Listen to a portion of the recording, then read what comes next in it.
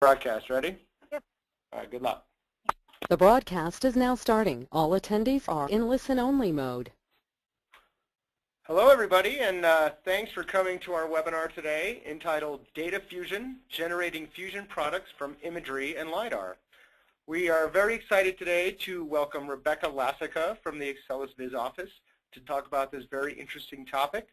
If you guys have any questions, feel free to use the question area of your GoToWebinar dashboard, and we will address those questions at the end of the presentation. So thanks a lot for coming, and without any further ado, I'd like to introduce Rebecca Lassica. Go ahead, Rebecca. Thanks a lot. Just want to make sure everybody can hear me, first of all. If Pat, if you could let me know if you can hear me. I can definitely hear you. Okay, great. Thanks. So thanks for attending. I'm going to talk a little bit about data fusion today. It's a mystical topic to some folks, and just want to demystify some things and get started right away. So the agenda, what we'll do is we'll talk about the basics. What is data fusion? And look at a few slides of some examples of data fusion. And then we'll take a deep dive into one particular example. And for this example, I decided to use some imagery and LiDAR together to solve a hydro-flattening problem where we'll use the LiDAR to derive the surface, and use the imagery to define the water, and then put those two pieces of information together along with some analytics to flatten the water and thus correct the DEM surface. And then at the end, I'm going to just show a couple other useful examples of how to share some of these fusion results in an enterprise fashion. Some examples that we hear are, for example, just here agriculture correlating forest or crop density with height information, things like that, or maybe you want to access the products that are created from fusion processes in a web or enterprise environment, and how to share those. So we'll look at that as well. So talking about the basics, what is data fusion? So a lot of times when you think of imagery or you think of your GIS database or your field data, it's the ability to take multiple modalities, so whether that is from a satellite or airborne sensor or some ground-based data that you have collected, how to fuse those in such a way that they make sense. So some combinations of multispectral and LiDAR, SAR with hyperspectral, things of that nature to enrich your analysis and just add more information, control your variables, and get a better result. Another thing that is coming to the forefront more and more these days, especially as we get new satellites and higher revisit rates of actual imaging, we see data having a time component or multi-temporal analyses. And that's another fusion problem of how to fuse data, even if it's over the same area or even from the same sensor. The times are different, time 1, time 2, etc. So how to fuse that information together. We're going to look at things like predictive analytics of what's happened over time, what's the rate of change, and what might happen in the future.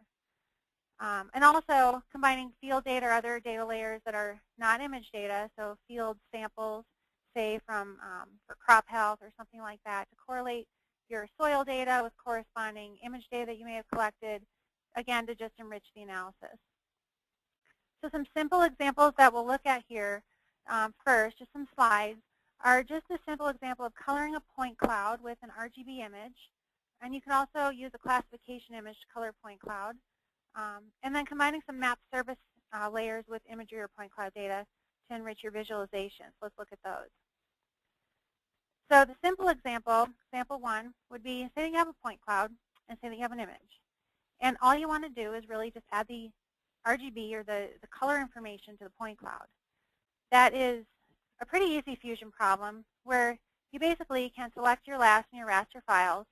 Some things go on in the background and make sure the projection is correct and that the pixels are going to mix up in the same dimensional space, and write an output file. So here you can just see a colored point cloud with an image.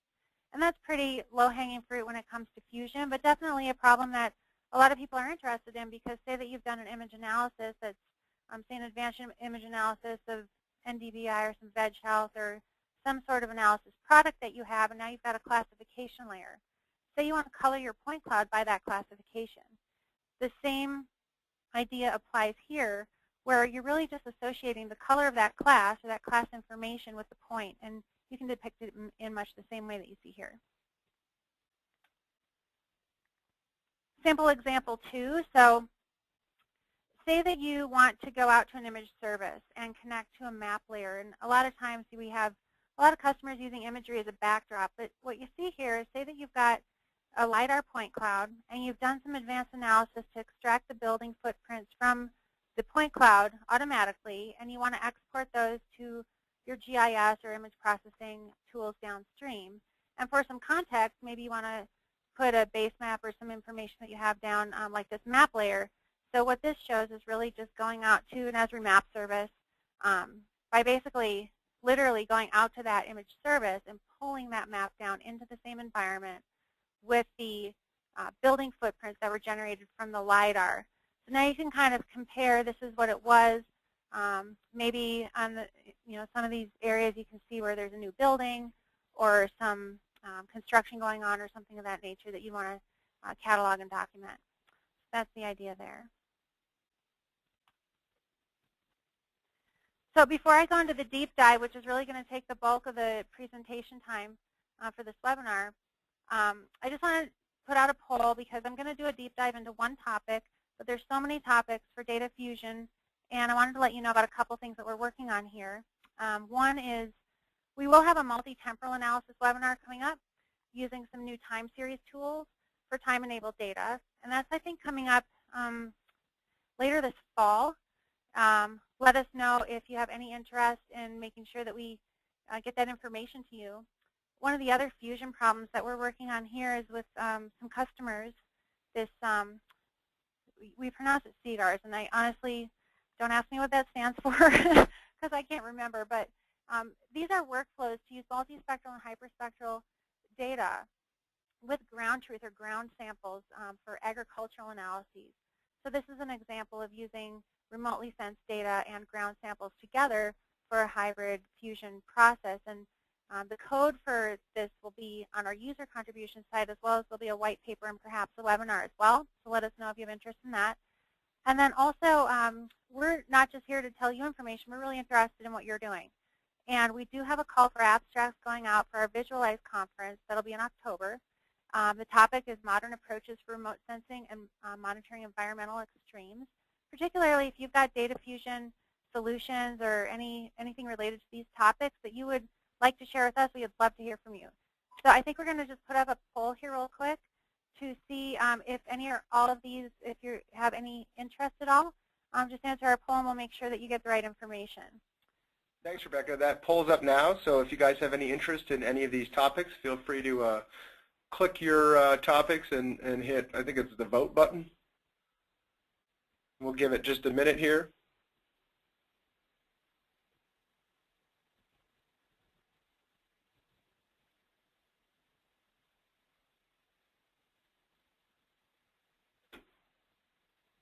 All right, just a couple more seconds.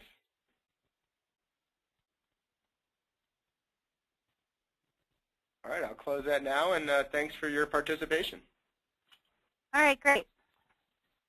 So we'll move on. So the deep dive example of a fusion problem here that we're going to solve is to do some hydro-flattening using imagery and LiDAR. So the problem here is that we need to delineate the water bodies, and the other idea is that water should have a flat elevation and a dim surface. And especially when working with LiDAR or other sources, or if there are trees or algae or certain things in the water body, that is not always the case. The dim is flat when those surfaces are extracted, and those need to be corrected to get proper contour lines. They're also useful for doing drainage planning and things of that nature. So we'll dive in. So here's a dim before and after. I always like to start by showing a result of what the solution looks like before and after. So you see there's two lakes here. They've got different elevations. The lake to the north appears to have a lot of algae or objects floating around in it. And the lake to the south looks like there's some sort of gradation in the actual LiDAR collect. And I'm going to be jumping back and forth between live demos and these slides, so bear with me there. One of the things that I like to do when generating a workflow for whether it's a fusion workflow or any other workflow is just write out the steps that are going to make sense to take along the way, just to make sure that nothing is missed and see how we can automate maybe some of the processes. And as you see these brackets coming up here, so what we're going to do is we're going to take the LiDAR to generate the surface. Then with the imagery in the brackets, I'm going to actually go through this process to show you what's happening to the data. But note that this is a process that can be automated where basically a button can just be added to do all these things where the user doesn't need to interact with the data. But then sometimes it's really smart within a workflow to leave a QA/QC process. So leave the opportunity for the user to examine the products midway, make any adjustments as necessary. So right here, I have left a QA/QC process to do some smoothing of the shape files that are generated and just make sure that everything is looking right. Then the other automated step is to take information from within the lake boundaries that we're going to define and use some analytics to calculate a mean elevation. That could be a min elevation, max elevation, whatever you want to do, within those boundaries, and assign that value, that constant value, to the water bodies inside those vectors to make them flat. And I actually did automate this process. So, you know, in the interest of a deep dive, I will show some code, but that will be really a minority of what I show. But I did make this into a button, and so you'll see how that process can be automated and easily accessible. So not everybody in the organization needs to be a programmer to use it. Okay, so let's jump out to our LiDAR here, tool, MV LiDAR. So we have a point cloud here. This is in Napa Valley, so these are vineyards, and these are some lakes. We've got an agricultural scene. And these data were courtesy of OpenTopo. I downloaded them from our Open Topography resource. And this is the MV LiDAR interface. So as you can see here with the data, there's some holes. Obviously here over the water, here over some of the water, but this lake, as you can see over here, there are definitely some returns. As it turns out, that's algae, and you'll see that better in the image. Some of the things with the MV LiDAR interface are the ability to add buttons, and that getting that base map that you saw in one of the previous examples was used with just this little button that goes out to any image or any map service to download a map. We also give some sample data, so if you want to color your point cloud, you can just double-click on this, enter your information, and color the point cloud. So we do try to provide some access to some of these real basic LiDAR or data fusion problems for you. So the first thing that we're going to do here is process the data. I did that in advance, but I just want to show you what that involves. We can either do that here through the user interface, or you could do it through the API. It doesn't make a lot of sense to create a button for something that already has a user interface, so I didn't do that here. But you could produce the DEM, the DSM, building streams and power lines if the data are appropriate for those types of extractions. The other thing to note with data fusion is that a lot of times the data will come in different map projections. And that's really fine when you're visualizing data, because most modern interfaces will automatically reproject to the base projection of whatever it is that you're looking at in that viewing environment. But with data fusion, when you're actually doing calculations or performing some analysis on the various layers, it's important that those data are projected into the same projection. So if you needed to reproject your LAS, you could just do that here with this button. Or you could export your output to any coordinate system, and just so you can kind of have an idea, there are hundreds of different coordinate systems available here using the same Esri mapping engine, the same as Esri's mapping engine. So any projection is accessible if you want to reproject your LiDAR to your image. You could also reproject your image to your LiDAR if that's appropriate. And then there's some fine-tuning mechanisms to project your, or to generate products like a DEM with your data that you would use here. So I've already done this in advance, so I'm going to just kind of close this down. Or actually, before I do, I want to show you one more thing. Once you've processed the products, you can launch those products in ENVI for further analysis, or you can launch those products in ArcMap for further analysis directly from within the LiDAR interface. So what that means is that you can take the products that you've generated directly from the point cloud into downstream analysis tools with one click. And I did that here. So here's ENVI.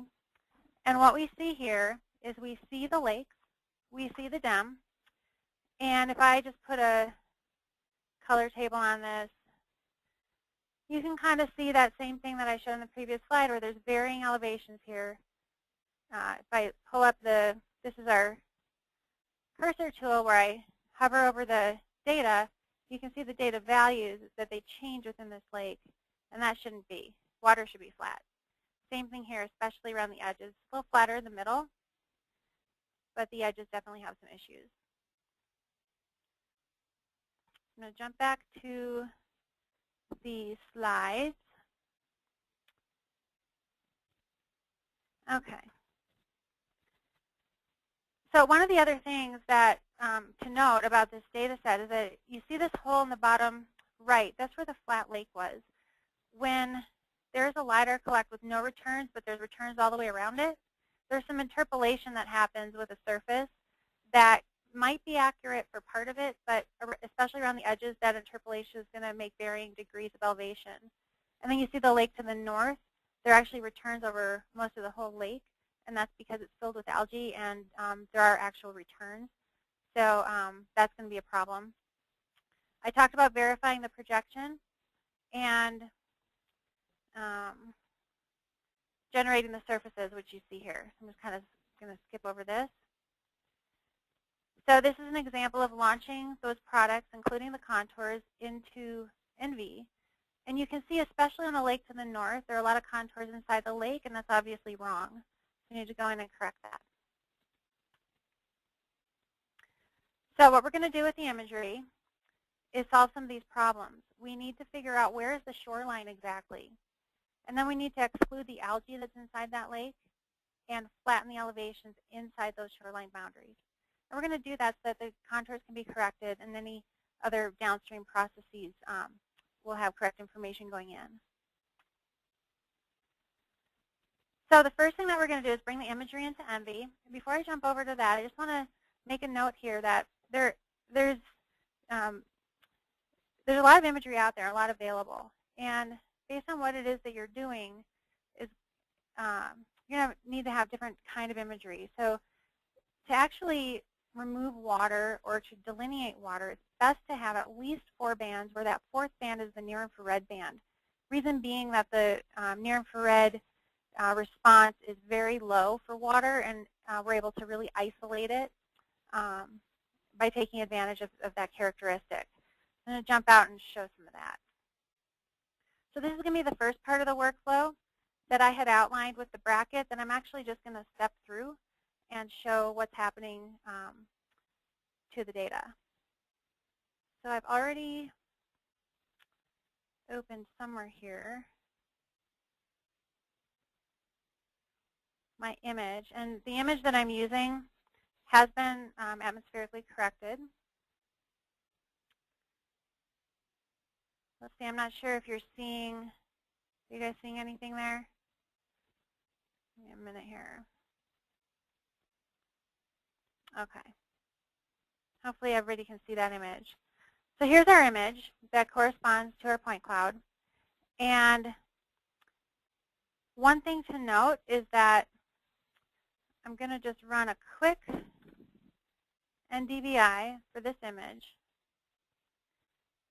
And that's a normalized different vegetation index, which is going to pull out the vegetation in our image. And as you can see, vegetation is bright, non-veg is dark, and everything else is something in between. Maybe it's dirt or something like that. And you see there's a lot of vegetation in the water here, and that's the algae. So that's the problem that we're going to fix. Okay, and the way that we're going to do that is we're going to use an ROI. And this is a new ROI tool. So for those of you who already have ENVI and may not be aware, this tool was just released in the most recent version of ENVI. And it's really an interactive way to define regions of interest. And I'm going to do that here by thresholding that near-infrared band, which is what I had talked about the data and how important it is to have that information. You see that this is the data histogram in that near-infrared band that I selected, where there are a lot of returns, a lot of data values here in these low numbers.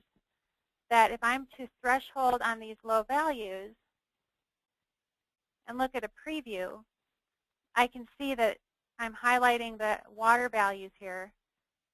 And as I keep going, I'm starting to get into some of these shadows. I don't really want those, so I'm going to find a good threshold here. I'm going to say OK, and then I'm going to have my region here for water identified. Once I have that water identified, I can create a class image from my region.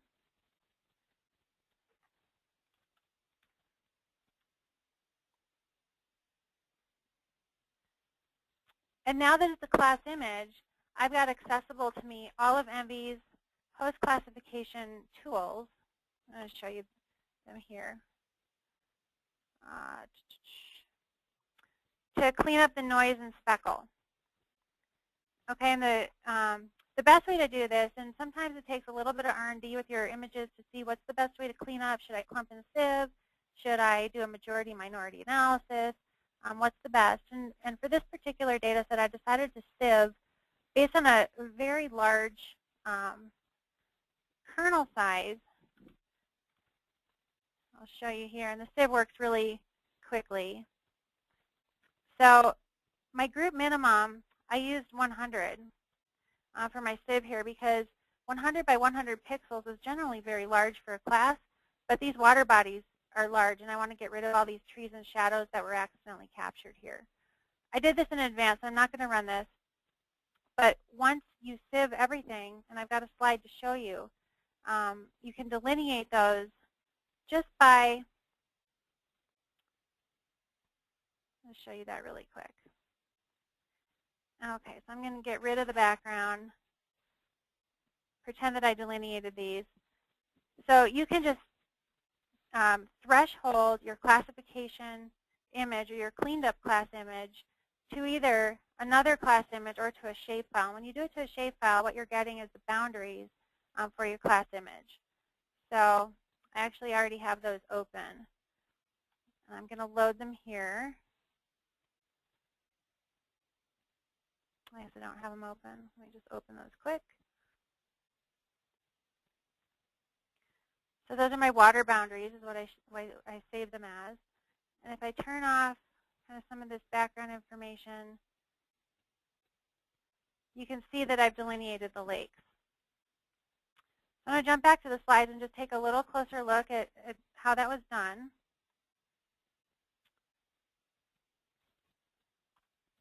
Okay, so we threshold the lakes, just like I showed.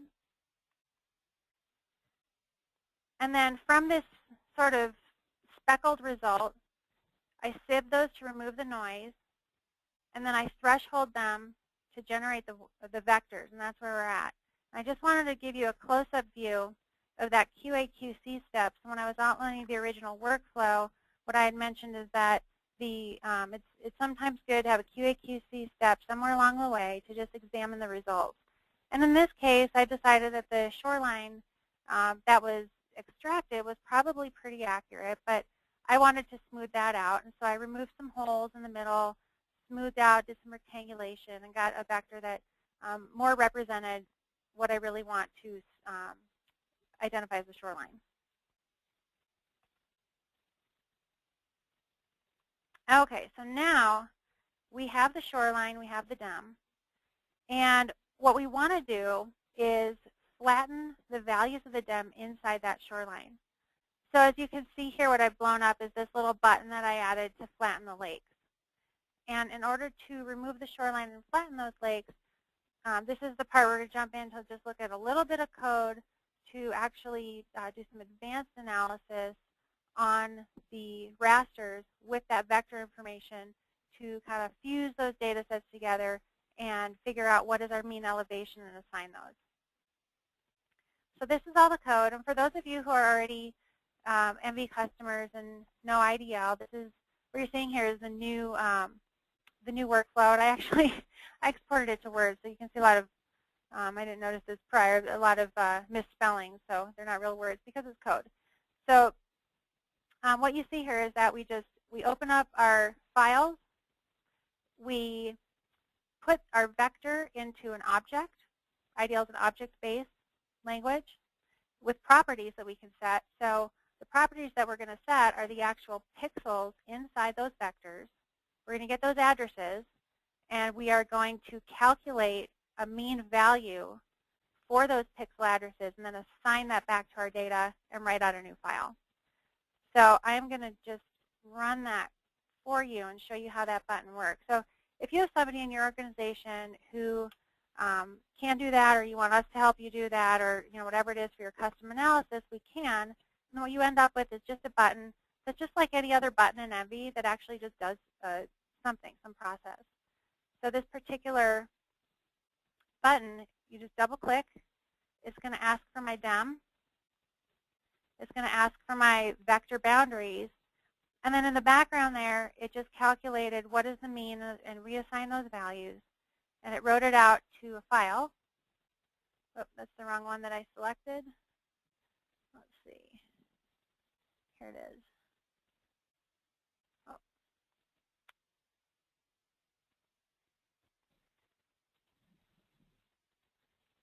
August 5th. I believe it's right here.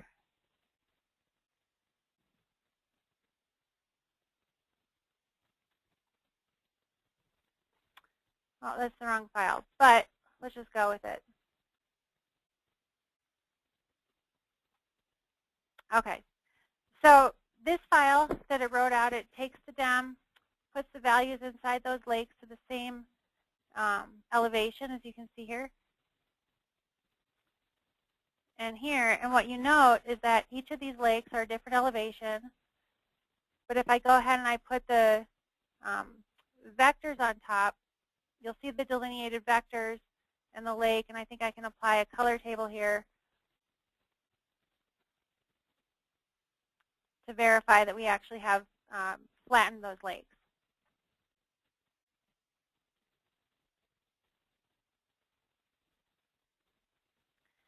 So before and after processing, what you can then do is correct your contours, which I did here. So you see the left is before and the right is after.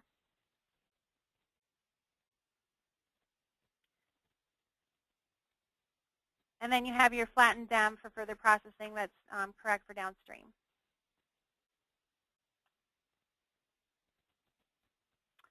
Okay, so moving on, we'll take questions about that when we're done. We're going to wrap up here by just looking at a goal of data fusion products. So maybe you generate some products in-house and you want to share them with others, or you want others to be able to generate products with something that you've developed on your end in-house, so you want to be able to do that in the enterprise or from a web environment.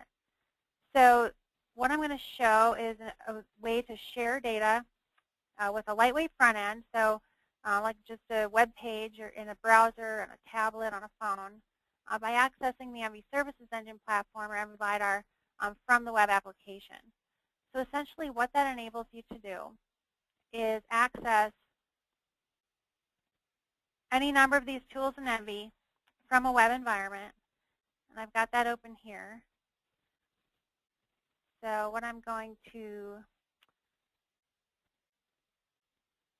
show here, okay. So what I have here is a web front end where you've got your view here, and I'll kind of explain what we're looking at. But over here are all these processing tools that you have in ENVI. And one addition here that you have that wasn't in ENVI is the ability to go out to image services. So here I've just got 6 different image services loaded. For example, let's go to Boulder, Colorado. I've got a base map here. I can query any of these image services to get data. So for example, if you're going to do a time series analysis, or maybe you have your own data collection or your own data repositories that you want to point to as opposed to an image service that you just want to point to let users access from their end, you could do that here. And as I zoom out, you can kind of start to see the different tiles for Landsat. And if you click on any number, you can see where those tile footprints are to figure out your areas of interest. You can show the data. I'm actually going to zoom in to show. So I'm going out to the image service and actually showing the data there. And then you can process the data. So say that I just want to look at a, say just an NDVI over this particular area. I can just click that service, click my data, click a process. I just clicked it a bunch of times, so you see it's going to run a bunch of times. Over here. So this is a great way to surface some of the workflows that you build, especially when they're more complex for things like data fusion. You can surface them in such a way here that they're user-defined processes that can be accessible to anyone, anywhere, really just having access to the web. So they can do this from a tablet or out in the field using whatever information layers that you want to make available to them over here. Hopefully that makes sense. We'll kind of let this run. I might let those run in the background while I go through some questions. I just want to summarize here. So data fusion techniques really are approachable. They can seem insurmountable at times because you've got a lot of different data and a lot of different platforms, modalities, sensors, what have you. But really, it is realistic to approach data fusion with today's modern technology. Robust workflows with rich data sets, meaning a lot of different data modalities or data types or formats. This all can be automated for ease of use. So if you've got somebody who can automate the process or you want some help with that from us, that's great. And that makes it really accessible to everybody in the organization to leverage what data fusion can do when you're looking at making richer and more thorough analyses. And then exporting the products or actually exporting the tools for others to use is also something that's very accessible.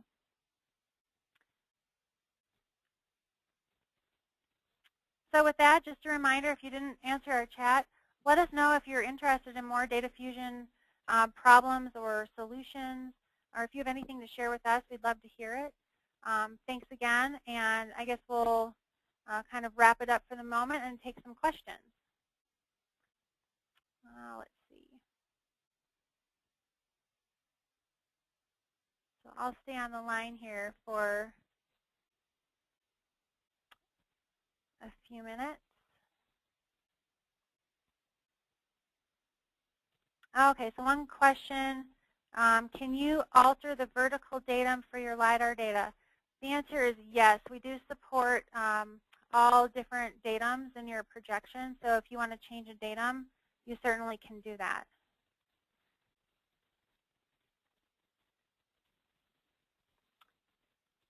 Okay, how do we deal with rivers? So rivers are a really interesting problem because they've got a different vertical elevation. So the way to do that is really when you threshold your image for water, that works really well on rivers or flat water bodies. Then you've got that vector delineating that surface, and you can go through analytically using IDL. Instead of finding a min or mean or max value, you can find the rate of change along that river and assign a sort of a ramp, a value ramp within the river. If you have ground truth or ground data points, or you want to use actual points from the LiDAR to true up that ramp, that's certainly something that you could do as well. Okay, do we have automated tools for accurate image to LiDAR registration? That's a little bit of a loaded question. So one of the ways to register image and LiDAR registration is either bring the image into the point cloud space or the point generated products into raster space. And then you have the ability to not only register the images together, but also if you have some ground control points or ground truth, you can see how accurate you are in the X, Y, and Z dimensions. So it is possible. I guess I would need a little bit more information about what exactly it is that you're trying to do for your image to LiDAR registration. So I'd love to maybe circle back offline and see if we can get a little bit more information what's behind that question. Okay, yeah, multi-temporal analysis. So we've got really what I think are kind of wow tools coming out in the next release. What you were looking at today was a tech preview. So I have been able to get my hands on and play with some of the temporal analysis tools. So that webinar, I'm not exactly sure what the actual topic will be, but it will be based on temporal data and what to do there. So yeah, I'll definitely keep you posted on that. There's some really neat things you can do there.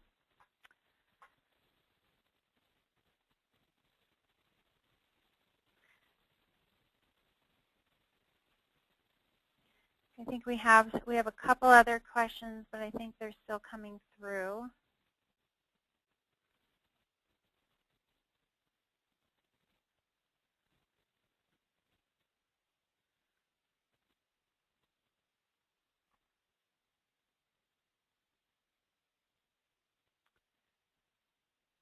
Okay, so visualize. Somebody wants to know, can we tell more about visualize? What is it and who should go? You know, I'm going to turn that over to Pat because sorry Pat to put you on the spot, but you probably have better handle on information to answer that question than I do. Yeah, so Visualize is basically an Excellus Viz hosted event that occurs at the World Wildlife Foundation in Washington, D.C. And what we do there is our goal is to really highlight some of the great activities that NV users are doing in their respective industries. I believe that this year's theme is Modern Approaches for Remote Sensing and Monitoring Environmental Extremes.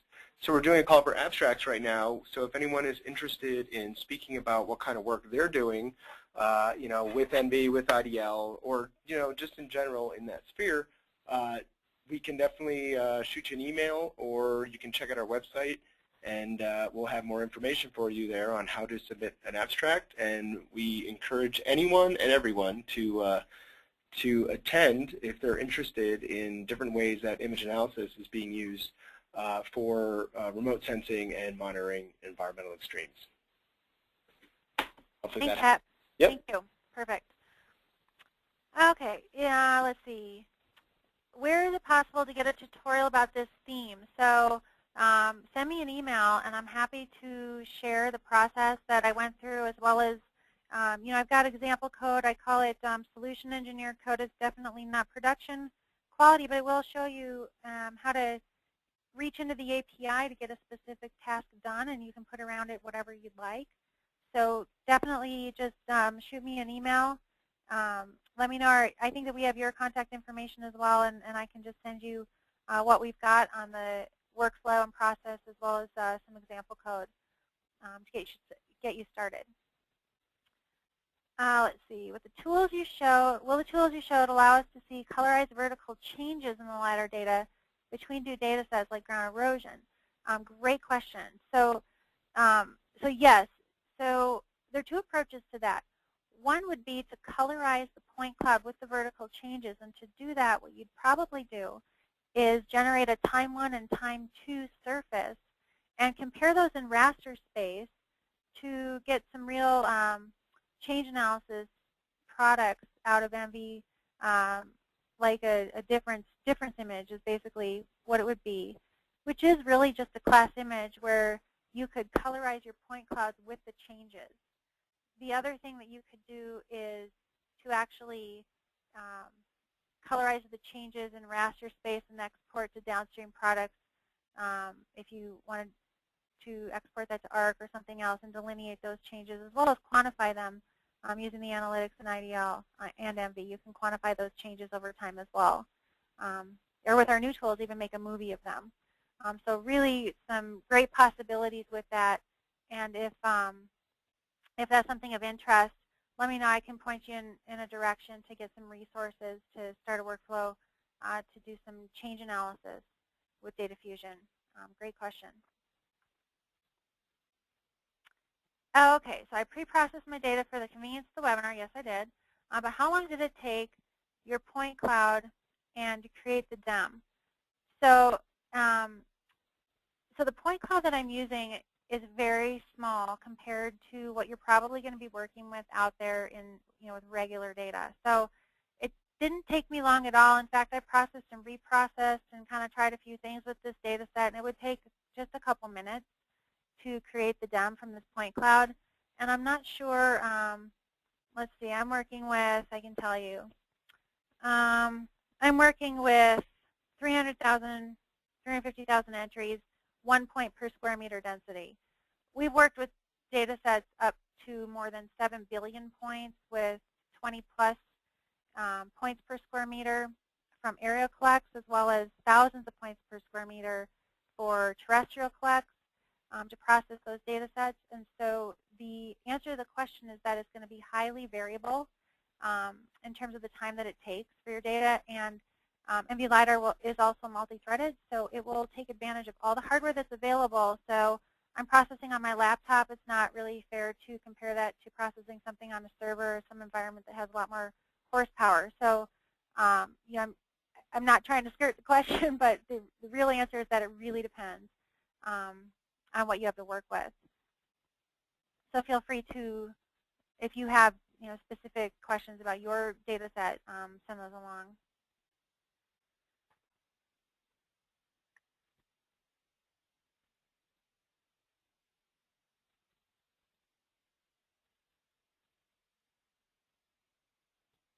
Give it a couple more minutes if there are any other questions.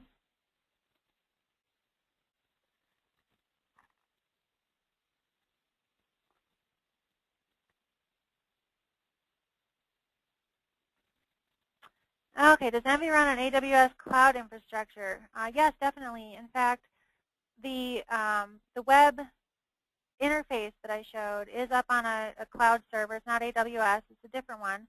But we have tested, and Envy does run on AWS. The Envy platform sort of paradigm that would be called is Envy Services Engine, where the analysis tools sit next to the data up on the cloud, in that server environment. So that's definitely something that we do have available and that some of our customers are utilizing today with great success.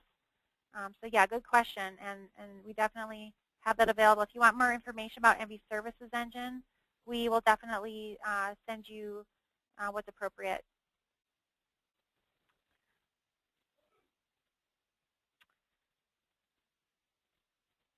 Okay.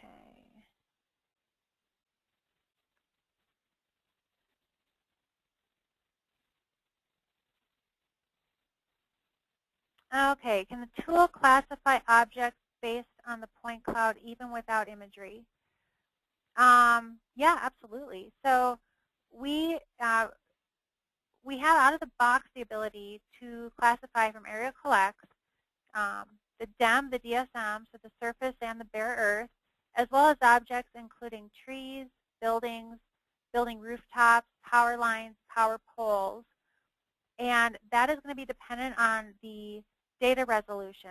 So there are ways to get building footprints, for example, with low resolution LiDAR, which does require some reach back into the API, which we've got some webinars and code available to do. But within the product itself, if you've got data that has enough point density to define something like a building, a tree, or a power line, and for buildings we say, at least 4 to 6 points per square meter. Trees are going to be more like 10 to 12, power lines more in the 20s at a minimum of point density that's per square meter. Then the algorithms can automatically extract those objects. So it's basically you just click go and you get your products out, and those are going to be shape files. So we definitely have that. We also have the ability, we've done some work for some customers to extract features that are not one of those. So, for example, if you've got a feature of interest that you want to extract from a collect, we do have a professional services organization who is able to and has successfully demonstrated the capability to extract various objects from a point cloud directly in an automated fashion. So we definitely can do that, yes. Let us know if you need more information about that. Can Envy create point clouds? That's a great question. So if you've got basically a DEM surface or really any one-band raster where that's really just an XY value, and whether that value is height or something else, Envy does have the ability to write that out as an ASCII XYZ file. So that ASCII XYZ file, MV LiDAR anyway, will handle that as a point cloud where you can ingest that as a point cloud. One thing to remember, though, is that when you're generating a point cloud from a DEM, XY value, it's going to be regularly gridded, whereas real LiDAR data generally is not. And then what happens when you create a surface from a regularly gridded input, then it's not always as accurate. If you're looking for real surface accuracy, it's not as accurate as a real LiDAR point collect. The other thing, if you have satellite imagery, stereo satellite imagery, we do have a DEM extraction module which does extract a DSM or basically a surface from the satellite sensors. So you could save that off to XYZ and treat it as a point cloud as well.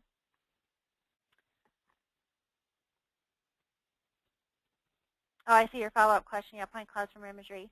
So the general answer to that is with our DEM extraction module with satellite imagery. With low altitude satellite imagery, no. I'm sorry, with low altitude aerial imagery, no. Satellite imagery, yes.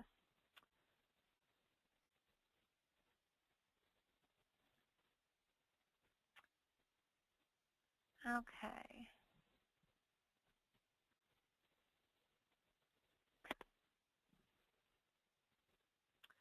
Will MV support WorldView 3 when available? Yes, absolutely. And in fact, we've already got some simulated WorldView 3 that our engineers have successfully integrated. We're not worried at all about the ability to ingest and support WorldView 3 right from the get-go. Absolutely.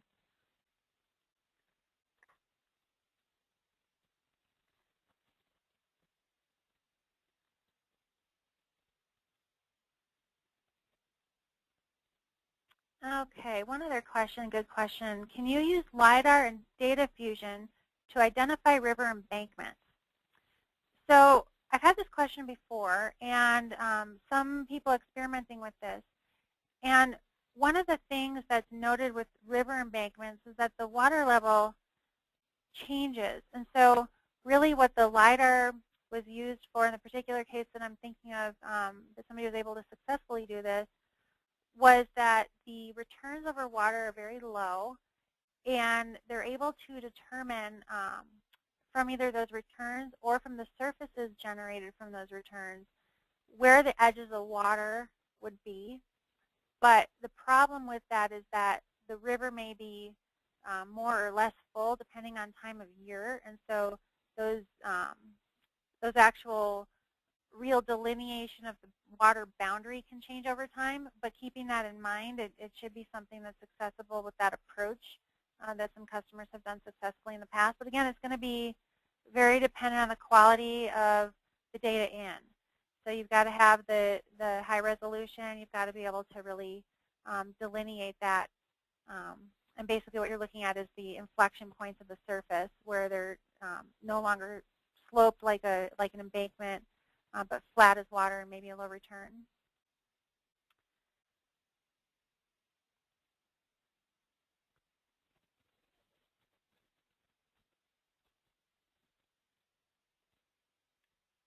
Okay, so I have a question here. I'm going to kind of interpolate what I think is meant by this question. Does MV Workflow support access DEM as a surface versus file on disk? So what I'm guessing is that does MV support reaching to an external file, like maybe an image service, to ingest a DEM instead of pointing to a file on disk? And the answer to that question is yes, absolutely. So you can do that in a lot of different ways. There's something called a remote connection manager in MV, where you can just type in the URL of the endpoint that you're trying to get to and ingest the image services from there.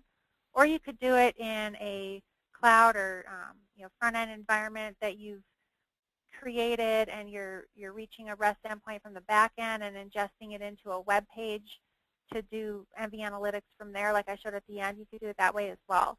So there's a lot of different ways, but yeah, definitely the remote connection manager is what you'd utilize from MV to just type in the URL and consume the imagery or the DEM. Let's see.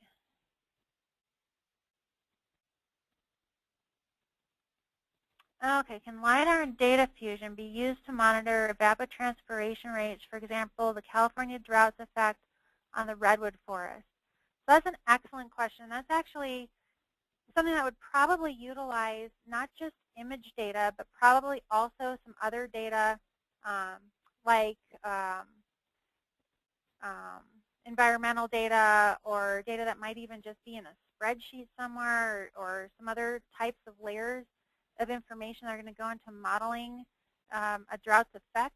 And that's a perfect example of this CGARS application where there are a lot of different data inputs that may not be imagery but may have some sort of geolocation associated with them that can help to better model using that imagery and that information together. So that would be a perfect example of data fusion. I don't know just off the top of my head what that whole workflow would look like. Definitely we need to dig a little bit deeper and really understand what variables and things go into that. But that's definitely something in the scope of what we do support here, helping our customers develop workflows to solve hard problems like that. We'd love to hear more about that.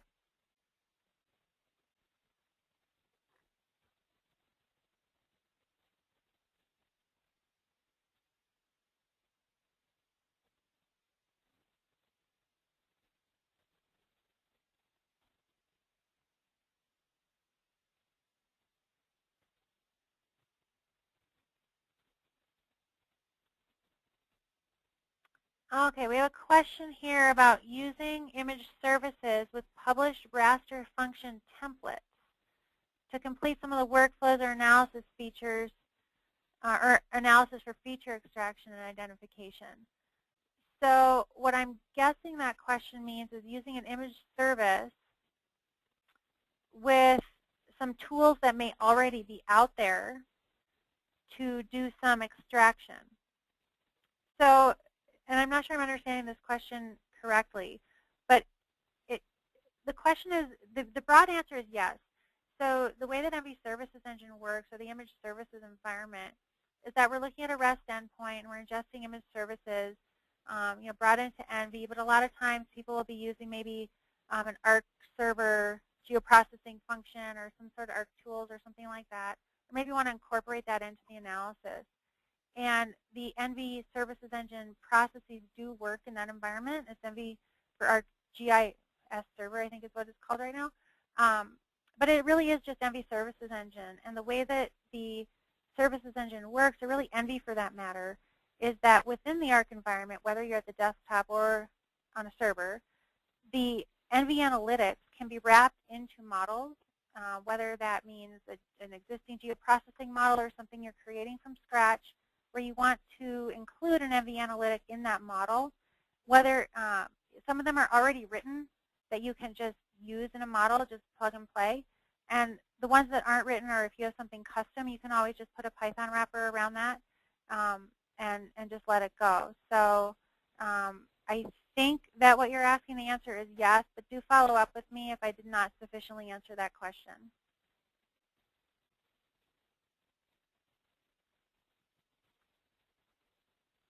Okay, so would it be redundant to do some analysis with one tool and then do it again with Envy? Well, one of the things that we see sometimes are that once data from maybe a service endpoint is ingested, it's already been processed to some extent. And if the analysis is dependent upon the data integrity for accuracy, then we definitely don't want processed product coming in. But sometimes that's not the case, so I guess the answer there really depends. But we can follow up with more information, definitely.